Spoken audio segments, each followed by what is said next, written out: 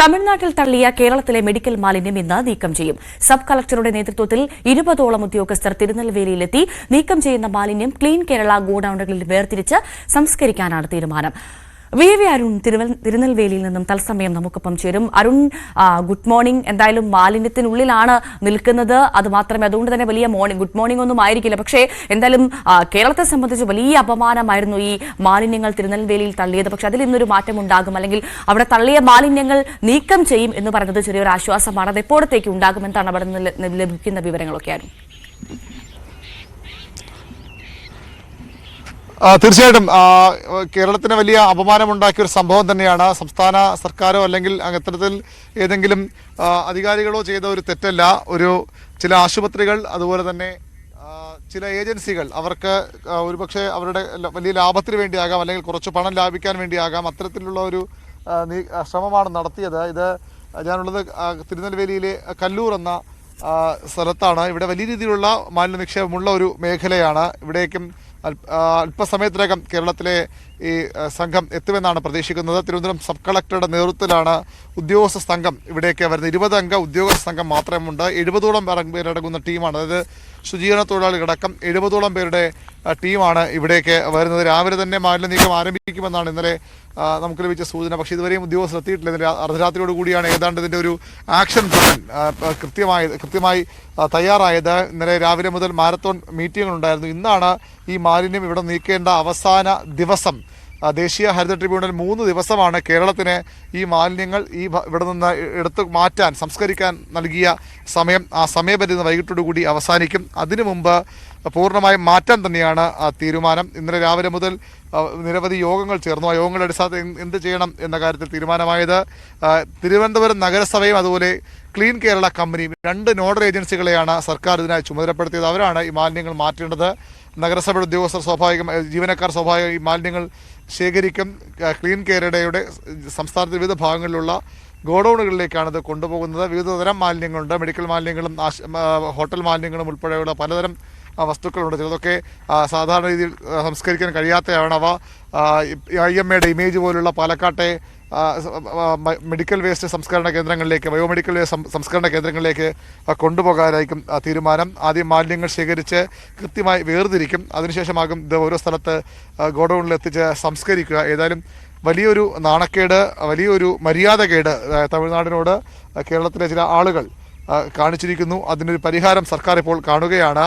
വലിയ നിയമപ്രശ്നങ്ങൾ കൂടി ഇതിന് പിന്നിലുണ്ട്. 2 പേർ തമിഴ്നാട്ടിൽ ഈ മാലിന്യം കൊണ്ടിടാൻ സഹായിച്ച 2 പ്രദേശവാസികളുടെ വലിയൊരു പിന്തുണ ഇക്കാര്യത്തിൽ ഈ മാലിന്യങ്ങൾ തള്ളിയവർക്കുണ്ട്. അല്ലാതെ ഈ ഒരു പ്രദേശത്ത് എത്തിപ്പെടാൻ കഴിയാത്തൊരു സ്ഥലമാണ്. അത്ര എളുപ്പമൊന്നും ആർക്കും ഇങ്ങനെ ഒരു ഭൂപ്രദേശം ഉണ്ടെന്ന് പോലും മനസ്സിലാക്കാൻ കഴിയാത്ത തരത്തിലുള്ള ഒരു ഉള്ളിലോട്ടുള്ള ഒരു പ്രദേശമാണ്.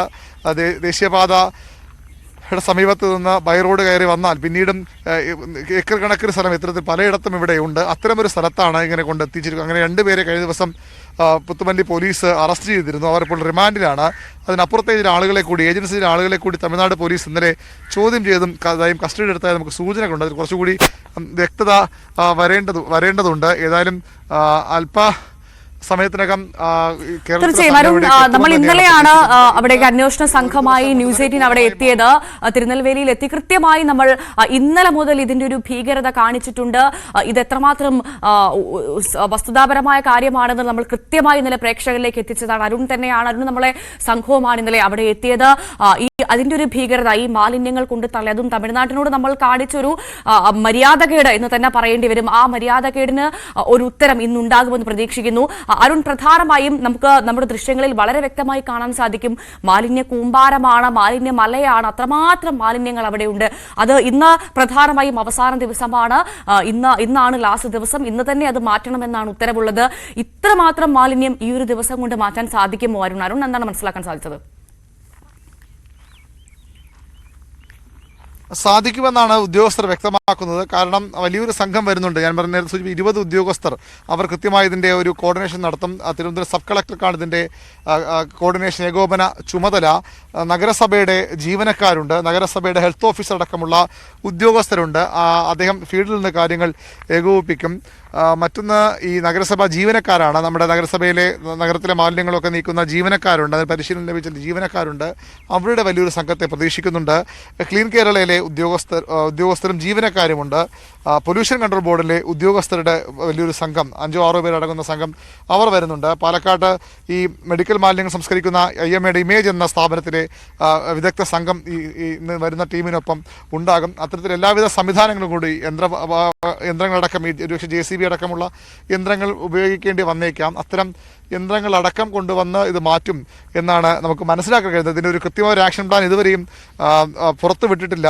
ഇവിടെ വരുമ്പോൾ വിവരങ്ങൾ കൈമാറാമെന്നാണ് സബ് കളക്ടർ ഉൾപ്പെടെയുള്ളവർ പറയുന്നത്. അവർ ഇന്നലെ രാത്രി വാഹനങ്ങളൊക്കെ അവിടെ നിന്ന് ഇന്നലെ രാത്രി തന്നെ തിരുവനന്തപുരത്ത് തിരിച്ചു വന്നു. പക്ഷേ നമ്മളിപ്പോൾ ഉള്ള ഈ കല്ലൂർ മേഖലയിൽ അവർ ഇതുവരെയും എത്തിച്ചേർന്നിട്ടില്ല. ഇനിയും 5 സ്പോട്ടുകൾ കൂടിയുണ്ട്. അവിടെ എവിടെയെങ്കിലും ഈ സമയത്ത് എത്തിയോ എന്ന കാര്യത്തിൽ വ്യക്തതയില്ല. ഏതായാലും അല്പസമയത്തിനകം എത്തുമെന്നാണ് ഉദ്യോഗസ്ഥരെ ബന്ധപ്പെടുമ്പോൾ അവർ പറയുന്നത്. ഏതായാലും അധികം വൈകാതെ ഈ മാലിന്യ നീക്കം ആരംഭിക്കുമെന്ന് തന്നെ കരുതാം. നമുക്ക് ഈ പ്രദേശത്തിൻ്റെ ഒരു പ്രത്യേകത കൂടി വേണമെങ്കിൽ ഒന്ന് കണ്ടുപോകാം. ഇത് വളരെ റിമോട്ടായുള്ള ഒരു ഏരിയയാണ്. തിരുവനന്തപുരത്ത് നിന്ന് നമ്മൾ മധുരയിലേക്ക് വരുന്ന ആ ഹൈവേ, ചെന്നൈയിലേക്കും അവിടെ നിന്ന് ശ്രീനഗറിലേക്കുമുള്ള ദേശീയപാതയുടെ പ്രധാന ഭാഗം, അവിടെ നിന്ന് സബ് റോഡ് കയറി വന്നാൽ ഇത്തരത്തിൽ ഏക്കർ കണക്കിന് ഭൂമിയാണ്. ഒരുപക്ഷെ ഇവിടേക്ക് എത്തിപ്പെടുക അത്ര എളുപ്പമുള്ള കാര്യമല്ല. കൃത്യമായി ഇത്തരം സ്ഥലങ്ങളുണ്ട് എന്നറിയുന്ന നാട്ടുകാരുടെ സഹായം കൂടി വേണം.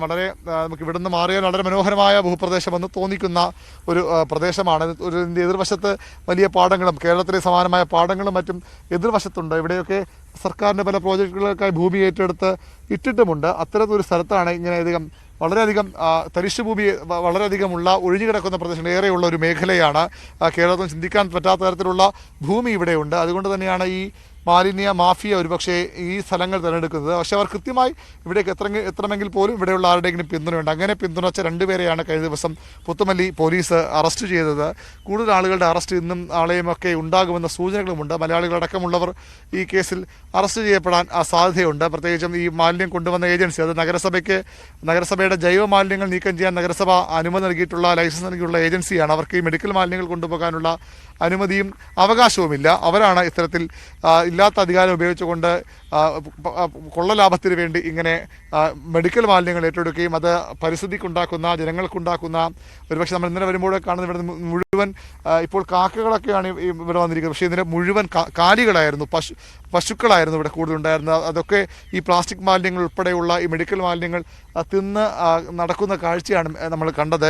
ധാരാളം പുല്ലൊക്കെ ഉള്ള മേഖലയാണ്. പക്ഷേ കാലികൾക്ക് എന്താണിതെന്ന് അറിയാതെ പൂർണ്ണമായും അവർ ഈ ഒരു മാലിന്യങ്ങൾ ഭക്ഷിച്ച് നടക്കുന്നൊരവസ്ഥയുണ്ട്. അത്തരത്തിൽ പ്രകൃതിക്കും കാലികൾക്കും മനുഷ്യർക്കുമൊക്കെ വലിയ രീതിയിൽ നാശമുണ്ടാക്കുന്ന ഒരു സംഭവമായി ഇത് മാറിയിട്ടുണ്ട്. അതുകൊണ്ട് തന്നെ കടുത്ത നടപടികൾ തമിഴ്നാട് സർക്കാർ സ്വീകരിക്കുമെന്ന് ഉറപ്പാണ്. കേരള സർക്കാരും ആ രീതിയിലാണ് കാര്യങ്ങൾ മുന്നോട്ട് കൊണ്ടുപോകുന്നത്. നഗരസഭ ഈ ഏജൻസിക്ക്, മാലിന്യം നീക്കുന്ന ഏജൻസിക്ക് 2 നോട്ടീസ് നൽകി കഴിഞ്ഞു. അവരുടെ ലൈസൻസ് റദ്ദ് ചെയ്യുമെന്ന് കഴിഞ്ഞ ദിവസം മേയറുമായി സംസാരിക്കുമ്പോൾ അവരും വ്യക്തമാക്കിയിരുന്നു. ഏതായാലും വലിയൊരു തെറ്റ് സംസ്ഥാനത്ത് ചില ആളുകൾ ചെയ്തു. അതെ, തീർച്ചയായും അരുൺ, പ്രധാനമായ ഒരു കാര്യം RCC അടക്കം, അതായത് ഈ മാലിന്യങ്ങൾ കൊണ്ട് തള്ളിയ വിഷയത്തിൽ നിന്ന്, ഉത്തരവാദിത്വത്തിൽ നിന്ന് RCC അടക്കം പിന്മാറിയത് അല്ലെങ്കിൽ കൈ ഒഴിഞ്ഞ് നമ്മൾ കഴിഞ്ഞ ദിവസം കണ്ടു. പിന്നാലെ ഇന്നലെ IMAയും കൈ ഒഴിഞ്ഞ സാഹചര്യമാണ്. നമ്മൾ IMAയിലെ പലരുടെയും പ്രതികരണം തേടിയിരുന്നവരൊക്കെ ഇത് തങ്ങളൊന്നും അറിഞ്ഞില്ലേ എന്നുള്ളൊരു നിലപാടെടുത്ത സാഹചര്യം നമ്മൾ കണ്ടതാണ്. അങ്ങനെയാണെങ്കിൽ ഈ സങ്കീർണമായ മാലിന്യങ്ങൾ അവിടെ കൊണ്ട് തള്ളിയത് ആര് എന്നുള്ള ചോദ്യം അവിടെ ബാക്കി നിൽക്കുകയാണ്. അതിലൊരു വ്യക്തത ഇപ്പോഴും വന്നിട്ടില്ല എന്നാണ് മനസ്സിലാക്കുന്നത്, അല്ലേ അരുൺ? അരുണിലേക്ക് എത്താം. എന്തായാലും ഇന്നലെ തന്നെ ന്യൂസ് 18 സംഘം തിരുനെൽവേലിയിൽ എത്തിയിരുന്നു. അരുൺ പറഞ്ഞതുപോലെ തന്നെ നമ്മൾ കണ്ടത് അത്രമാത്രം ദാരുണമായ കാഴ്ചയാണ്. മാലിന്യ കൂമ്പാരം എന്ന് തന്നെ പറയേണ്ട സാഹചര്യം. അരുൺ പറഞ്ഞതുപോലെ ഈ പശുക്കളടക്കമായിരുന്നു ഇന്നലെ അവിടെ ആ മാലിന്യങ്ങൾ ഭക്ഷിച്ചുകൊണ്ടിരുന്നത്. പ്രകൃതിക്കും കന്നുകാലികൾക്കും ഒക്കെ, മനുഷ്യനും ഒക്കെ ദോഷമായ സാഹചര്യം എന്ന് വേണമെങ്കിൽ പറയാം. അരുൺ തുടരുന്നുണ്ട്. അരുൺ, ഞാൻ പറഞ്ഞു വന്നത് ഇതായിരുന്നു. ഇന്നലെ കഴിഞ്ഞ ദിവസം തന്നെ RCC ഈ വിഷയത്തിൽ നിന്ന്, ഈ ഉത്തരവാദിത്തത്തിൽ നിന്ന് കൈയൊഴിഞ്ഞ് നമ്മൾ കണ്ടു. പിന്നാലെ IMAയും കൈയൊഴിഞ്ഞത് കണ്ടിരിക്കുന്നു. അങ്ങനെയാണെങ്കിൽ പ്രധാനമായും ഈ അതുമാത്രമല്ല, സുരക്ഷിതത്വത്തോടു കൂടിയാണ് ഈ മാലിന്യങ്ങൾ നീക്കം ചെയ്യുന്നത് അല്ലെങ്കിൽ മാലിന്യങ്ങൾ നിർമ്മാർജ്ജനം ചെയ്യുന്നതെന്നാണ് IMA പറയുമ്പോൾ, അങ്ങനെയാണെങ്കിൽ യഥാർത്ഥത്തിൽ ആരായിരിക്കും ഇതിന് പിന്നിൽ എന്നാണ് മനസ്സിലാക്കേണ്ടത്. അക്കാര്യത്തിൽ ഒരു വ്യക്തത ഇതുവരെ വന്നിട്ടില്ലല്ലോ അരുൺ, അല്ലേ? IMA RCC പറയുന്നത് പൂർണ്ണമായും ഉൾക്കൊള്ളാൻ കഴിയില്ല. കാരണം RCCയിലെ കവർ, ബയോമെഡിക്കൽ വേസ്റ്റ് എന്ന് എഴുതിയ കവറിലാണ് പല മാലിന്യങ്ങളും ഇവിടെ കണ്ടെത്തിയത്. മാത്രമല്ല, RCC മാത്രമല്ല, മറ്റു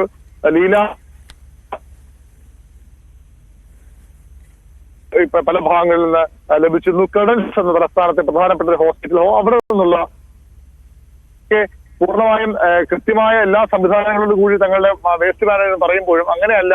അവിടെ നിന്നുള്ള മാലിന്യങ്ങളും പുറത്തേക്ക് പോകുന്നുണ്ട്. ഒരുപക്ഷെ അവിടെ കരാറെടുത്ത ആളുകളായിരിക്കാം. ആശുപത്രി മാലിന്യങ്ങൾ സ്വാഭാവികമായും ഇമേജ് IMA പ്ലാന്റുകളിലേക്കൊക്കെയാണ് പോകേണ്ടത്. പക്ഷേ അതിനും അപ്പുറത്തേക്ക് കുറച്ച് മാലിന്യങ്ങളെങ്കിലും ആരെങ്കിലും ഈ ലാഭക്കണ്ണുകളോടെയോ അല്ലെങ്കിൽ കച്ചവട കണ്ണുകളോടുകൂടിയോ ഇവിടെ നിന്ന് മാറ്റുന്നു എന്നുള്ളത് വസ്തുതയാണ്, വ്യക്തമാണത്.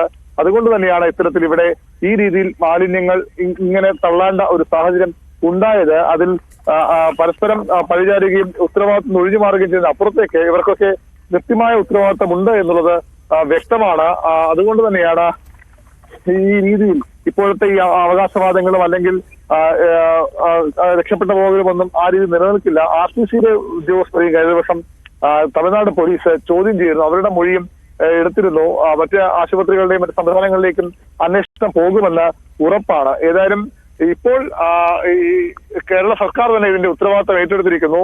സംസ്ഥാനത്തെ ആശുപത്രികളും അല്ലെങ്കിൽ ഹോട്ടൽ ഗ്രൂപ്പും ഒക്കെ ചെയ്ത തെറ്റാകാം എങ്കിൽ പോലും അവിടെ സംസ്ഥാന സർക്കാർ ഒരു ഉത്തരവാദിത്തം ഏറ്റെടുത്തിരിക്കുന്നു. സംസ്ഥാന സർക്കാരിനോടാണ് ദേശീയ ഹരിത ട്രിബ്യൂണൽ മറുപടി തേടിയത്. സംസ്ഥാന സർക്കാരിനോടാണ് ദേശീയ ഹരിത ട്രിബ്യൂണൽ 3 ദിവസത്തിനകം ഇത് മാറ്റണമെന്ന് പറഞ്ഞത്. ഒരു സ്വകാര്യ ഏജൻസി ചെയ്തതായാലും അല്ലെങ്കിൽ ഏതെങ്കിലും ഒരു വ്യക്തി ചെയ്തതായാലും സംസ്ഥാന സർക്കാരാണ് ഇവിടെ മറുപടി പറയേണ്ടി വന്നത്. സംസ്ഥാന സർക്കാരാണ് ഇവിടെ തമിഴ്നാട് ജനതയ്ക്ക് മുന്നിൽ പോലും നാണം കെട്ടത് കേരള സംസ്ഥാനം മൊത്തത്തിലാണ്. അതുകൊണ്ട് തന്നെയാണ് കടുത്ത നടപടികളിലേക്ക് സർക്കാരും പോകാൻ തന്നെയാണ് സാധ്യത. ഇത്തരത്തിൽ മാലിന്യങ്ങൾ തോന്നും പോലെ മറ്റേതെങ്കിലും സംസ്ഥാനത്തേക്ക് അയൽ സംസ്ഥാനത്ത് ധാരാളം വിസ്തൃതിയുള്ള പ്രദേശമാണ്. അതുകൊണ്ട് അവിടെ വലിച്ചെറിഞ്ഞു പോവുക കഴിയുന്ന കാര്യമല്ല. മാത്രമല്ല നമ്മൾ ഇവിടെ വന്ന ദൃശ്യങ്ങൾ കണ്ടാൽ തന്നെ ഇത് ഒരു വളരെ പെട്ടെന്ന് ഒരു ദിവസം കൊണ്ട് തട്ടിയിട്ട് പോയതല്ല. ഇവിടെ വലിയ കുഴികളെടുത്ത് നമ്മൾ ഇന്നലെയൊക്കെ ആ ദൃശ്യങ്ങൾ അങ്ങോട്ടേക്ക് പോകാനൊക്കെ കുറച്ച് ബുദ്ധിമുട്ടുണ്ട്. കാരണം അത്രയധികം അപകടകരമായ സാഹചര്യത്തിലാണ് മാലിന്യങ്ങൾ നിക്ഷേപിച്ചിരിക്കുന്നത്.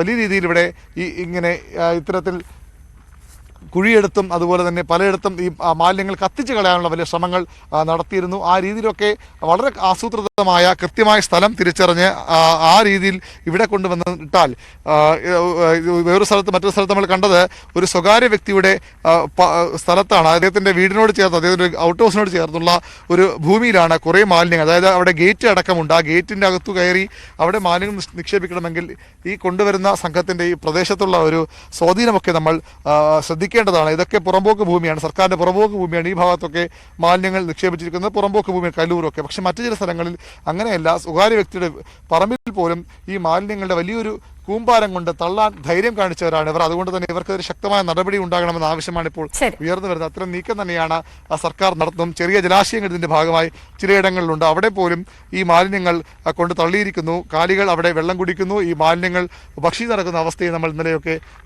കണ്ടിരുന്നു. തീർച്ചയായും എന്തായാലും ഇന്ന് തന്നെ കേരളത്തിലെ ഉദ്യോഗസ്ഥ സംഘമെത്തി 20 അംഗ സംഘമെത്തി ആ മാലിന്യങ്ങൾ അവിടെ നിന്ന് നീക്കം ചെയ്യുന്നു മനസ്സിലാക്കുന്നു. ഇതുവരെ എന്തായാലും സംഘം അവിടെ എത്തിയിട്ടില്ല. ഉടൻ തന്നെ എത്തുമെന്ന് പ്രതീക്ഷിക്കുന്നു. ഇന്ന് എന്തായാലും പൂർണ്ണമായും മാലിന്യങ്ങൾ അവിടെ നിന്ന് മാറ്റുമെന്നാണ് പ്രതീക്ഷിക്കുന്നത്. നമ്മൾ എന്തായാലും ആ സമയത്ത് കൃത്യമായി പ്രേക്ഷകരിലേക്ക് ആ വിവരങ്ങൾ എത്തിക്കുന്നതായിരിക്കും. തിരുനെൽവേലിയിൽ നിന്ന് BV അരുൺ തുടരുന്നുണ്ട്. എന്തായാലും